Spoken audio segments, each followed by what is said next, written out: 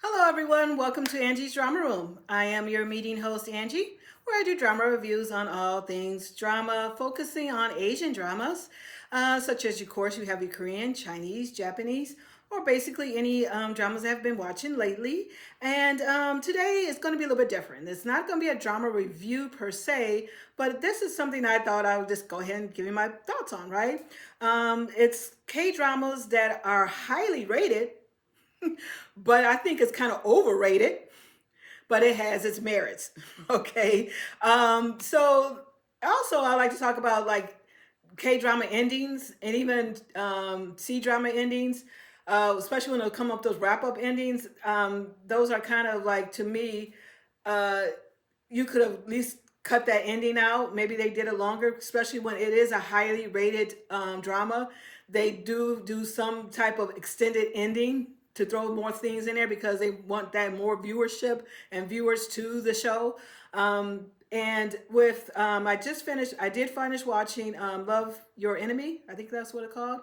And they said that Love Your Enemy's ending was the highest rating that they ever gotten throughout the whole show. Okay. And only I said, well, that's interesting because usually it's some reason why. Sometimes what happens is people start in the middle, start in the beginning, is rated high in the beginning, falls off in the middle because people just really don't care too much, and they will go into the way to the end and watch the end to see what happens. And with Love Your Enemy, I think it was because of the teenagers that were playing in the school at present time, not the adults when they were teenagers. But with me, Love Your Enemy wasn't a bad show, but I really couldn't get in with our male and female leads in that show.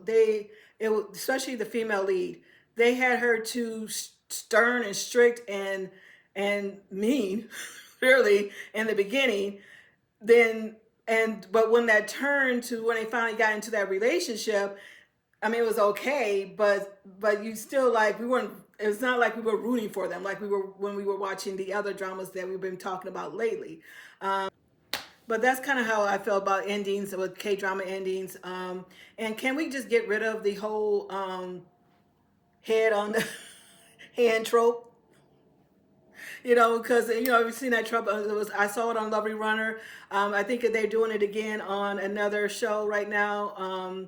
And basically, what it is that I guess they're sitting at a desk or a table or something, and they're about ready to fall asleep, and the male lead's looking at them, admiring them from afar, and they're about ready to fall asleep, and the male lead catches them with his hand, and they're still asleep, and they're just holding their hand under their head, and while they're sleeping for 10, 15, 20 minutes or how long they're sleeping.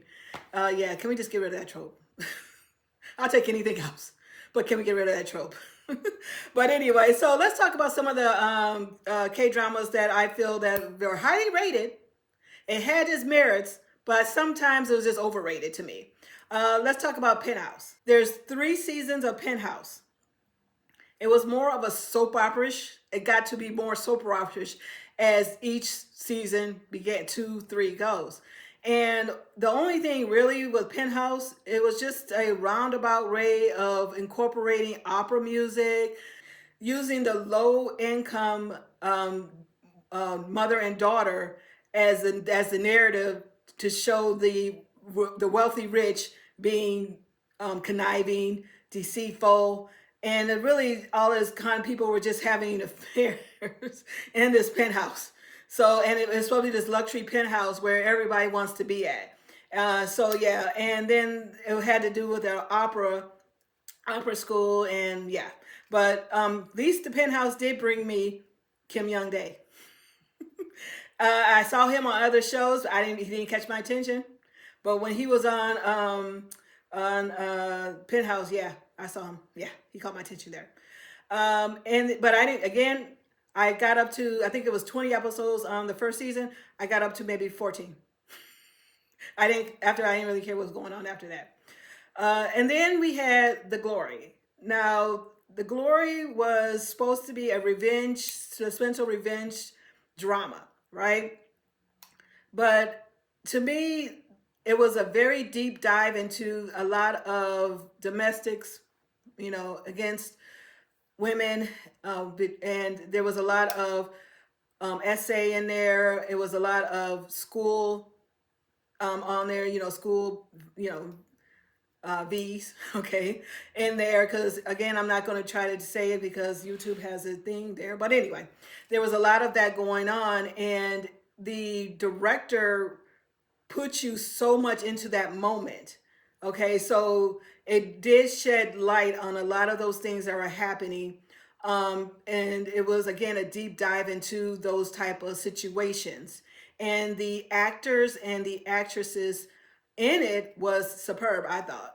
Even when they were the high school years, and then when they went into their adult years, they were very, very good. And the only thing about the glory that you, if you didn't think about it, is when was it Song Hugh Ko, when she really didn't do anything. I know, right? People are like, wait a minute, no, she. It was, of course, she was the one who had to seek the revenge on a person, right? Right. But all she did was she just presented herself, showed up in front of the people who were doing this to her, and that's it. And they left themselves fighting amongst themselves. She leaves, and technically, she really didn't do anything. Just like when the teacher, right? She shows up in front of the teacher. Teacher goes sanely and crazy, and while the teacher's son stands there, it was the teacher's son who didn't, right? Didn't call the ambulance in time.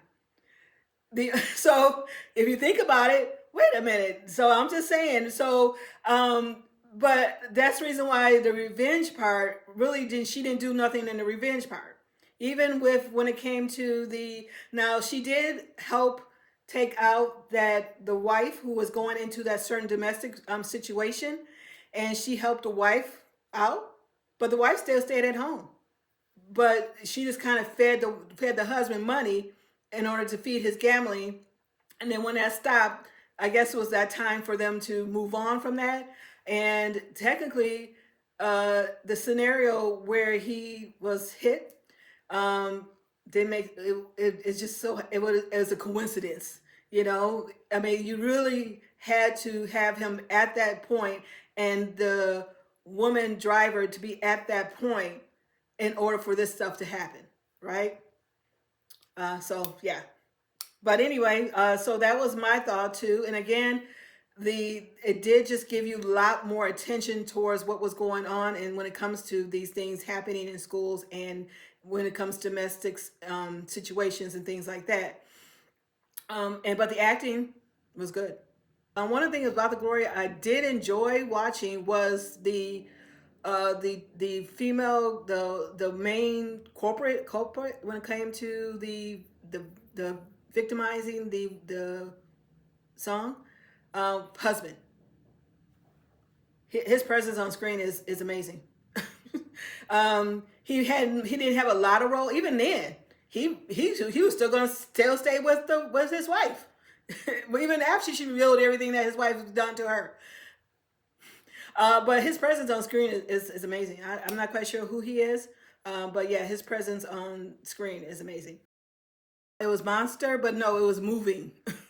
I don't know where Monster came into, but the show was called Moving, and so I had to do a little bit of research. So yeah, so this one starts. So as I was saying, this one was actually the best part of this Moving was the backstory of the adults and how they became into this agency, right? Because we're going off of the Avengers, right?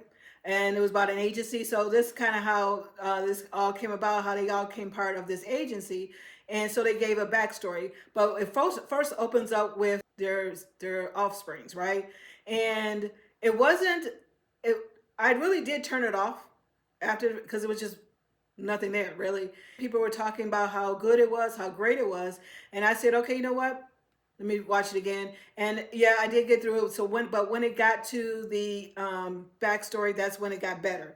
That's what it was to me. It was just the backstory. The kids were just added in there just so that way it's kind of just shows the offspring of them.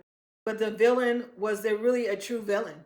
So you know, there's both territorials, right? In Korea, you had that one and you had the other one. They had both of them had superinhumans, right? And but you would have thought the other one would have been the villain, but they kind of were, but they were just doing what they were told, and they didn't have no choice of what they were doing. So now when it came to, and they were just trying to survive. It's like, okay, so who am I rooting for now?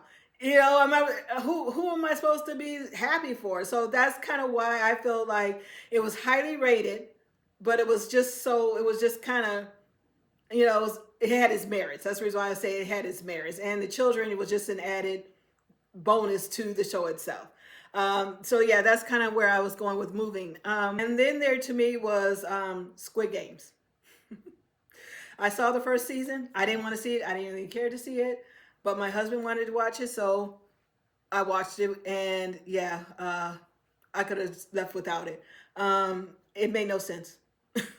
I could tell why he had issues for getting that off the ground for 10 years.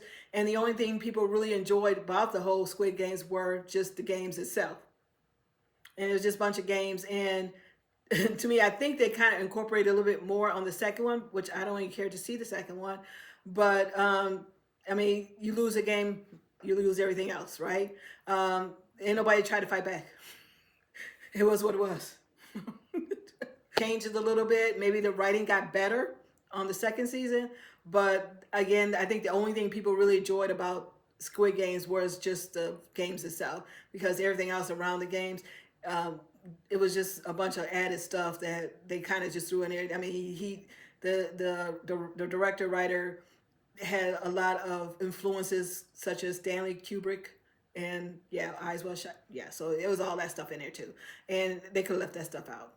So those are the shows that I've been think is they were highly rated.